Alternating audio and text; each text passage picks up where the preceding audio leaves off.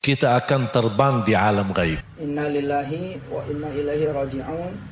Kita semua berduka, Indonesia berduka, Syekh Ali berpulang ke rahmatullah. Al-Quran akan meninggikan derajat kita di dalam surga Allah Subhanahu wa Ta'ala. Ya Allah, mudah-mudahan Kau ridha. Assalamualaikum warahmatullahi wabarakatuh. Ini adalah edisi spesial yang langsung kita buat dalam rangka karena kecintaan kita kepada Syekh Ali Jabir yang tadi pagi meninggal dunia. Kita akan mengenal lebih jauh sebenarnya siapa beliau. Ali Soleh Muhammad Ali Jabir, atau yang lebih dikenal dengan Syekh Ali Jabir, lahir di Madinah 3 Februari 1976 dan meninggal di Jakarta 14 Januari 2021 pada umur 44 tahun. Siapakah beliau? Beliau adalah pendakwah dan ulama berkewarganegaraan Indonesia. Ia juga menjadi juri pada Hafiz Indonesia dan menjadi dai dalam berbagai kajian di berbagai stasiun televisi nasional.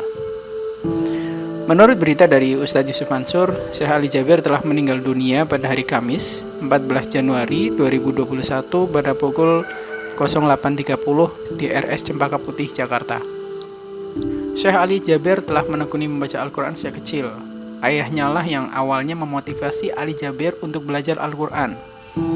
Dalam mendidik agama, khususnya Al-Quran dan sholat, ayahnya sangat keras. Bahkan tidak segan-segan memukul bila Ali Jabir kecil tidak menjalankan sholat. Tentunya dengan pukulan yang mendidik. Keluarganya dikenal sebagai keluarga yang religius. Di Madinah, ia memiliki masjid besar yang digunakan untuk syiar Islam. Sebagai anak pertama dari 12 bersaudara, Ali Jabir dituntut untuk meneruskan perjuangan ayahnya dalam syiar Islam. Meski pada awalnya, apa yang ia jalani adalah keinginan sang ayah, lama-kelamaan ia menyadari itu sebagai kebutuhannya sendiri pada usia 11 tahun. Ya, pada usia 11 tahun ia telah hafal 30 juz Al-Quran. Allahu Akbar, subhanallah ya. Pria kelahiran Madinah, Arab Saudi ini berkeliling Indonesia demi syiar Islam. Penyampaian dakwahnya jelas dan menyejukkan. Tidak keras, tapi bisa menyadarkan. Berkat ketulusannya berdakwah di tanah air, Syekh Ali Jabir menjadi warga negara Indonesia. Namanya pun masuk jajaran penceramah agama papan atas Indonesia. Ia adalah anak pertama dari 12 bersaudara dan menikah dengan Umi Nadia, wanita Indonesia asal Lombok, Nusa Tenggara Barat, dan dikaruniai seorang anak bernama Hasan. Ayahnya Ali Jabir itu adalah penceramah agama yang mengharapkan anaknya menjadi seperti dirinya. Syekh Ali Jabir belajar Al-Quran. Ia merasa punya beban dan tanggung jawab atas keinginan ayahnya. Apalagi dia anak pertama yang diharapkan meneruskan cita-cita dan perjuangan seorang ayahnya. Pada usia 10 tahun, beliau sudah hafal 30 juz Al-Quran. Dan bahkan sejak usia 13 tahun. Wow, 13 tahun. Ia diamanahkan menjadi imam masjid di salah satu masjid di kota Madinah. Ia mendapatkan pendidikan formal dari ibtidaiyah hingga aliyah di Madinah. Setelah lulus sekolah menengah, ia melanjutkan pendidikan khusus pendalaman Al-Quran kepada tokoh dan ulama ternama yang berada di Madinah dan luar Madinah. Pada tahun 2008, kala usia 32 tahun, Syekh Ali Jabir terbang ke Indonesia. Ia menuju Lombok, Nusa Tenggara Barat, asal istrinya tinggal. Di sini ia menjadi guru tahfiz imam sholat, khotib di Masjid Agung Al-Mutakin Cangkranegara, Lombok, NTB, Indonesia. Karirnya berlanjut saat ia diminta menjadi imam sholat tarawih di Masjid Sudan Kelapa, Menteng, Jakarta.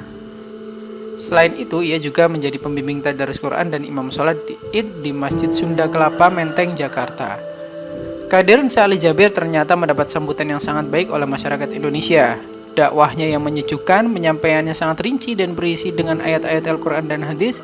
Ia mulai sering dipanggil keliling Indonesia untuk syiar Islam. Berkat ketulusannya berdakwah, ia mendapat penghargaan dari Presiden Susilo Bambang Yudhoyono ya pada saat itu.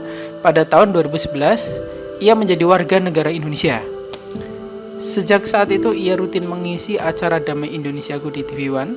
Mohon maaf saya sebutkan merek stasiunnya ya, biar jelas kalian. Dan menjadi juri Hafiz Indonesia di RCTI.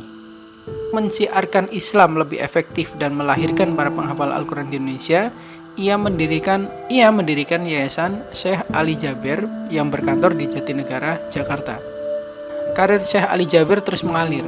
Dia mulai tampil di berbagai program televisi, bahkan ia juga menjadi aktor dalam film Surga Menanti. Kemudian popularitas Syekh Ali Jaber tak kalah dengan penceramah ternama Indonesia lainnya. Meski sudah tenar lewat media, ia tetap berendah hati.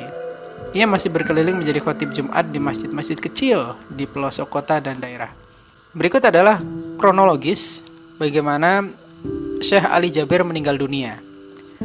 Syekh Ali Jaber dinyatakan positif COVID-19 pada Selasa 19 Desember 2020. Berarti 2 pekan yang lalu ya.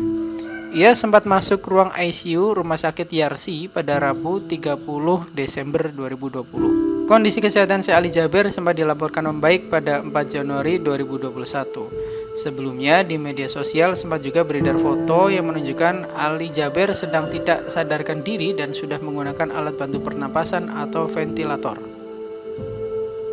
Yuk kita semuanya saja ya yang menyimak semua tentang Syekh Ali Jaber. Kita kirimkan doa biar Syekh kita, ulama kita, apa yang selama ini diperjuangkan bisa diteruskan oleh para penerusnya, kita juga, dan apa yang sudah diupayakan semoga diterima oleh Allah Subhanahu wa taala. Amin. Ya, insyaallah itu semoga Syekh Ali Jaber diterima di sisi Allah Subhanahu wa taala dan diberikan pahala yang berlimpah, diampuni dosanya, dan keluarga-keluarga yang ditinggalkan semoga diberi kesabaran. Terima kasih, semoga bermanfaat. Assalamualaikum warahmatullahi wabarakatuh.